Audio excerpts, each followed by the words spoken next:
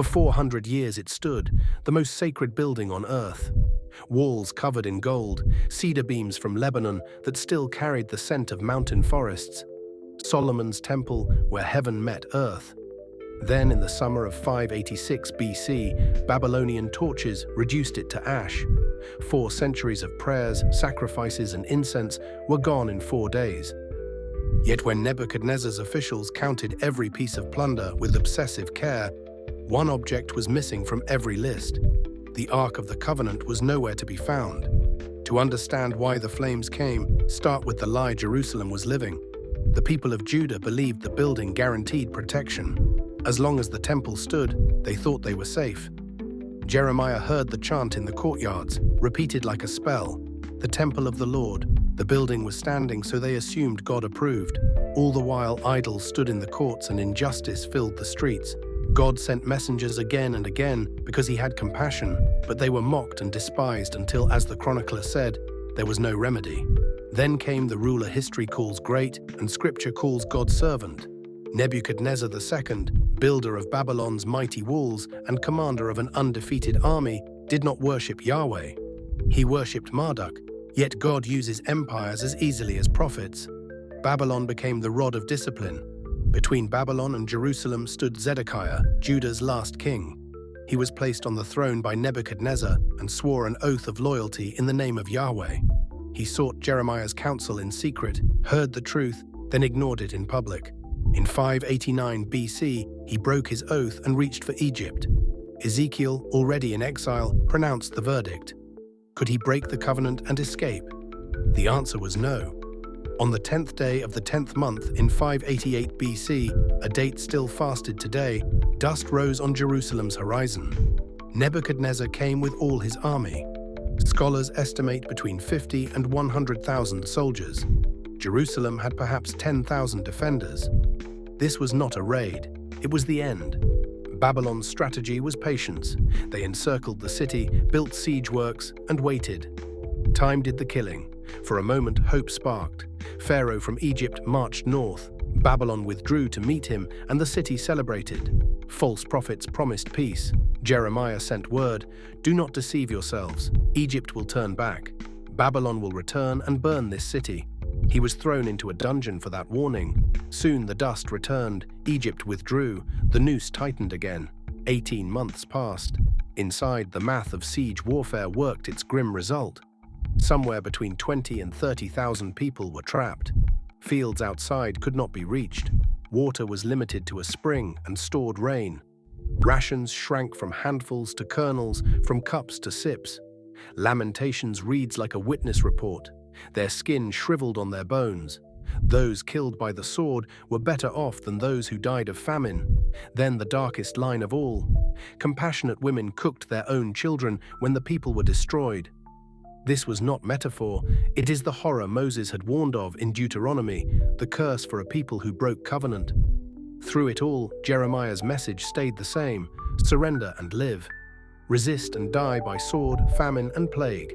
He was branded a traitor and dropped into a dry cistern. An Ethiopian official rescued him. The most hated voice in the city was the only one telling the truth that could save it. In the 11th year of Zedekiah's reign, on the 9th day of the 4th month, the northern wall failed. Babylonian soldiers poured through. Commanders took positions at the middle gate. Names were recorded. This was not a riot, it was an occupation. While the city fell, Zedekiah fled through a secret exit with his sons and soldiers, running toward the Jordan Valley. Babylonian cavalry overtook him near Jericho, the very place where Israel first tasted victory centuries earlier.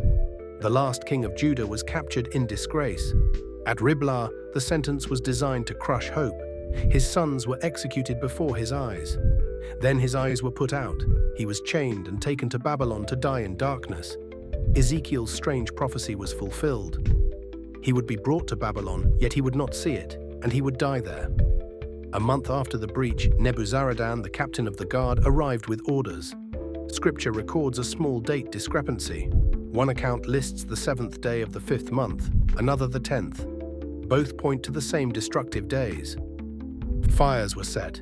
Jews remember the 9th of Av, Tisha B'Av, as the day the first temple burned.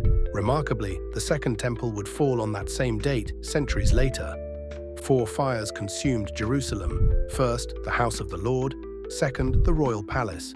Third, the great houses of the nobles and priests. Fourth, everything else of value. Cedar beams cracked and fell. Gold melted and ran down stone like tears. When the fires died, Nebuzaradan ordered the walls pulled down stone by stone, so the city could never be fortified again. Then came the inventory.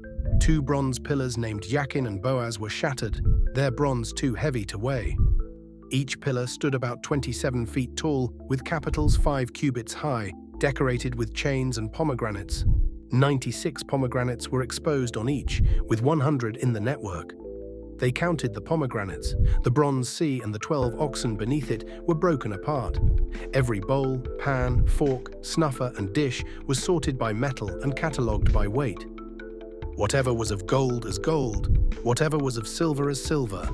The vessels went to the house of Marduk in Babylon as trophies. Yet one object is missing in every list: the Ark of the Covenant. Some suggest it vanished in the days of Manasseh. Others think Josiah hid it.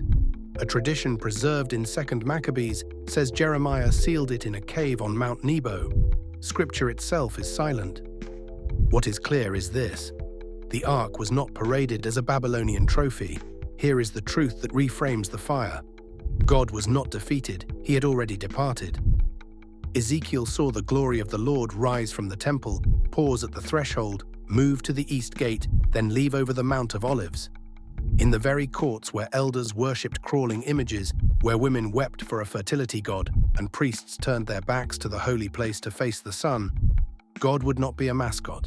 He keeps his covenants, including the curses. The temple fell, but the promise did not. In exile, a remnant survived by the rivers of Babylon. The vessels were preserved in a pagan treasury, counted and kept for a future day. Babylon itself fell in a single night, while a king mocked God by drinking from those vessels. A hand wrote doom on a wall. The Persians entered the city. Cyrus sent the people home and returned 5,400 articles of gold and silver. A second temple rose. Centuries later, Jesus walked its courts and called it his Father's house. That second temple also fell. The lesson remained: God's dwelling was never about a building.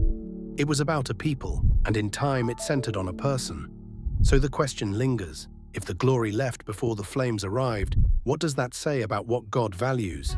Is it stone and gold, or is it the hearts that will carry his presence wherever they are sent?